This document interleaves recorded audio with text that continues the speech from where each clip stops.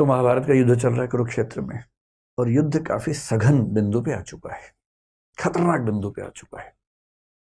कौरवों की सेना बहुत बड़ी है, पांडवों की सेना छोटी है। बस पांडवों के पास ये है कि कृष्ण साथ में है, और कृष्ण की जो कूटनीति है, वैसे भी लठैती काम नहीं आती है, कूटनीति बहुत बड़ी चीज है लठैती की तुलना में, उसकी वैल्यू ज्यादा होती है।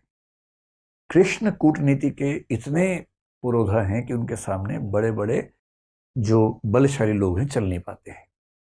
अब हो क्या रहा है? अच्छा, कृष्ण को शुरू से अंदाजा था कि कर्ण को संभालना आसान नहीं होने वाला है, बाकी सबको संभाल लेंगे, कर्ण नहीं संभलेगा। तो कुंती ने कर्ण से एक निवेदन किया, और कर्ण ने अपनी माता से कहा, ठीक है माता जी, आप निश्चिंत रहें, आपके 5 बच्चे बचे रहेंगे। जिसमें निहित था कि मैं आपका एक बच्चा नहीं छोड़ूंगा, अर्जुन, बाकी सब छोड़ दूंगा। अब कुंती भी चिंतित है, क्योंकि भाई बच्चे तो उसके हैं ना, बच्चे की चिंता किस मां को नहीं होगी। अब हो क्या रहा है युद्ध में? द्रोणाचार्य की मृत्यु हो चुकी है, अश्वत्थामा वाली कहानी आपने सुनी ही है। भीष्म भी युद्ध लड़ने की स्थिति में नहीं है, अब वो शैया पे लेटे हुए हैं, युद्ध नहीं लड़ रहे हैं। बहुत बड़े बड़े सैनिक कौरवों की तरफ के खत्म हो चुके हैं, हार चुके हैं। कर्ण कंट्रोल नहीं हो रहा, और पांडव उधेड़बुन में है। युद्ध के बाद शाम की मीटिंग चल रही है। युधिष्ठिर एक ऐसा व्यक्ति है जो बहुत ही विनम्र है, संयमित है। आप युधिष्ठिर के मुंह से गलत बात आमतौर पर नहीं सुनेंगे, क्योंकि संयम बहुत ज्यादा है।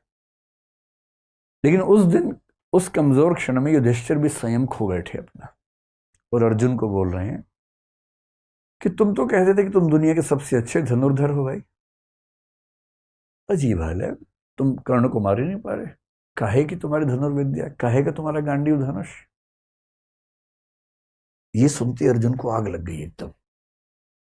और अर्जुन ने एक कसम ले रखी थी, प्रण लिया हुआ था कि यदि कोई मेरे गांडीव धनुष का अपमान करेगा तो मैं उसका जीवन ले लूंगा। ये प्रण लिया हुआ था, प्रतिज्ञा थी।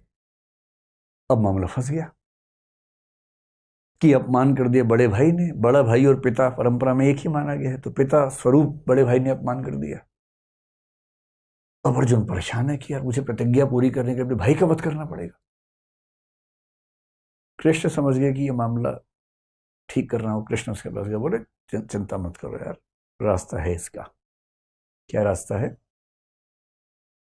बोले शास्त्रों में कहा गया है कि पिता का अपमान करना और पिता की हत्या करना बराबर बात है। तो तुम युधिष्ठिर का अपमान कर दो, तुम बड़े भाई के वध के पाप से मुक्त हो जाओगे। उसने कहा ये ठीक रहेगा। तो उसने उसी सभा में वापस जाके बोला, आपने जो जुआ खेला उसकी वजह सब कुछ हो रहा है। आपने ही सारी गड़बड़ की थी। उस दिन आपने पत्नी को दांव पर लगा दिया, राज्य को दांव पर लगा दिया। आपकी वजह से वनवास हम सबको मिला, हम सबका जीना मुश्किल हुआ। ये आप जिम्मेदार हैं इसके। युधिष्ठिर अवाक देख रहे हैं कि ये क्या बोल रहा भाई, कैसे बोल रहा। फिर कृष्ण ने संकेत किया, हो गया बस, पर्याप्त है। अब वापस आए। युधिष्ठिर तो चुप हो गए। उदात्त आदमी चुप हो जाता है, ऐसे क्या बोलेगा उसके बाद। अब अर्जुन को गिल्ट फीलिंग बड़ी खतरनाक है। कृष्ण के पास बैठ के बोल रहा है कि मैं ये झेल नहीं सकता। पिता की निंदा और पिता की हत्या बराबर है। मैंने पिता की निंदा की, यानी कि मैंने पिता की हत्या की है, और पिता की हत्या के बाद मैं जीवित रहूं ये संभव नहीं है। मैं तो खुद को खत्म करूंगा। सबने समझा है, पर वो अड़ गया ना। और फिर चिता तैयार कर ली गई उसके लिए। अब कृष्ण को लगा, बताओ यार, एक सॉल्यूशन निकाला है तो मामला दूसरा फंस गया। फिर कृष्ण ने मामला संभाला। कृष्ण तो मामला संभाल लेते हैं। कृष्ण बोले, देखो शास्त्रों में एक बात और कही गई है। तो अर्जुन तो तैयार था एकदम। तो उसने कहा, क्या कहा गया है? कृष्ण ने कहा, आत्म प्रशंसा और आत्महत्या बराबर है, इसलिए अपनी तारीफ कर लो, आत्महत्या हो जाएगी। अब ये कहानी कितनी सही है कितनी गलत है मुझे नहीं पता, क्योंकि मैंने तो इंटरनेट से कहीं ढूंढी तो पढ़ी है पूरी कहानी। पर एक रोचक बात है, आत्म प्रशंसा को, नार्सिसिज्म को आत्महत्या माना गया है। और इसका मतलब है कि हमारी कल्चर ये सिखाती है कि कोई भी बच्चा अगर उछल कूद मचाए कि मैं तो ये हूँ, मैं तो वो हूँ, तो ना, तुम ये वो नहीं हो, एक बहुत बड़े संसार के छोटे से हिस्से हो, उतने ही हो, उतना ही अपने आप को समझो। और इसीलिए आपको इंडियन फिलॉसफी, इंडियन लिटरेचर की परंपरा में ऐसे एक से बढ़कर एक लोग दिखेंगे, बहुत योग्य थे पर बड़ा बोल नहीं बोलते थे। बड़े बड़ाई ना करें, बड़ा ना बोलें बोल, रहीमन हीरा कब कहे लाख टका मेरो मोल। जो बड़ा होता है बड़ाई नहीं करता है अपनी। रहीम कह रहे हीरा कब कहता है कि मेरा मोल लाख टका है, नहीं कहता, कहना भी नहीं चाहिए। क्यों कहना चाहिए? तो रहीम की ये लाइन नार्सिसिज्म के खिलाफ ही तो है। तुलसीदास जैसा आदमी जो इतना महान महाकाव्य, मतलब पूरी भारतीय परंपरा में सबसे महान महाकाव्य कौन सा मानता है? रामचरितमानस। भारत के दुनिया भर में मानते हैं क्योंकि उतनी प्रसिद्धि किसी को नहीं मिली। वो आदमी इतनी महान रचना लिखने के बाद भी क्या लिखता है?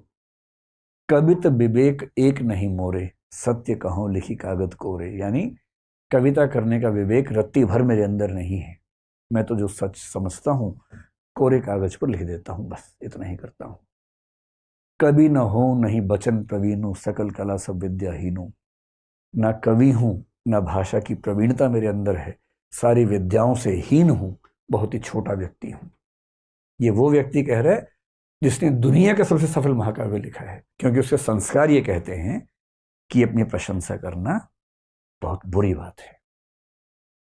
कबीर दास ने पूरी दुनिया में आग लगा दी, इतना अच्छा साहित्य लिखा, इतना अच्छा साहित्य लिखा।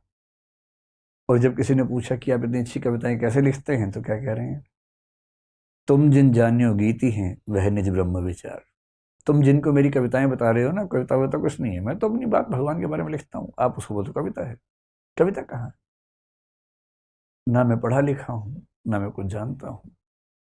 मतलब कबीर कह रहे हैं कि मैं पढ़ा लिखा नहीं हूं, जबकि उनका साहित्य पढ़ के लोग पीएचडी कर करके खत्म हो गए हैं, पर वो कह रहे हैं कि मैं तो पढ़ा लिखा नहीं।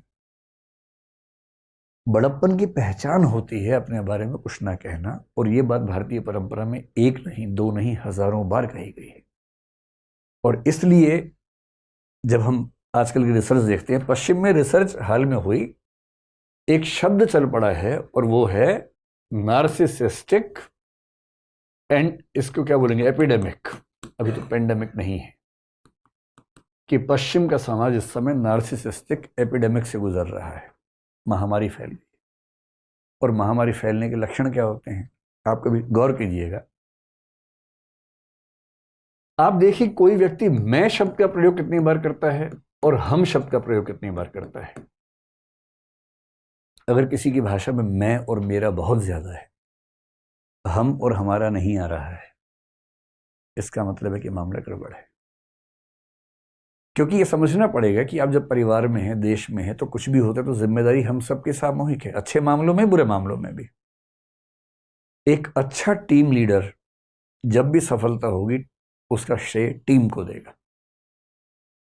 हमारी टीम ने ऐसा ऐसा किया, हमारी टीम शानदार है, कभी नहीं बोलेगा कि मैंने ऐसा किया। और जब कोई गलती हो जाएगी तो सबकी जिम्मेदारी अपने ऊपर लेगा कि मेरी गलती है,